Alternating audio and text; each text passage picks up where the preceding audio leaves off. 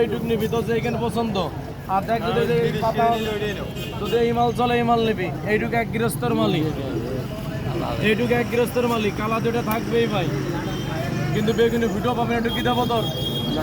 হ্যাঁ এই মালটুকু আমার কথা শোনে এইটুক নিয়ে যা 45 টাকা দাম দেবে এইটুক নিয়ে যা তুই দেবো এইটুক কি দেবো দেবো এইটুক না তাহলে এইটুক নিবি নিলাম দাদি ঠিকই কইছিল কি যে বুধা ভরা দেখলে ভাজা মাছ গুছো গুছো লাগে তার ঠিকই কইছিস মনে হয় 5টা বেগুন বেশি দেখছিস মানে ভাজা মাছ গুছো গুছো লাগতেছে বুঝছিস কত দিবি পুষছে লোক দাম করতে পারলে না বেগুন এইটুক আর এইটুক কেমনের বোধা পুষছে লাগে কেমনের ব্যবসায়িক তোরা হ্যাঁ আমি তো পাগলই আমি পাগল না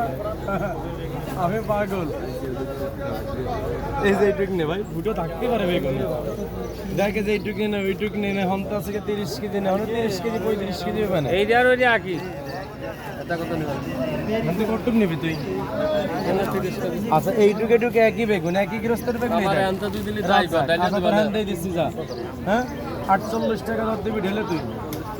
এই তো লাইনে আইছিস কাটাই পেলাম 45-43 টাকা তোর আমি 40 টাকা বেগুন 40 টাকা দিবি ভালো দাম কই দিস ভাই টেনশন কর আমার সাথে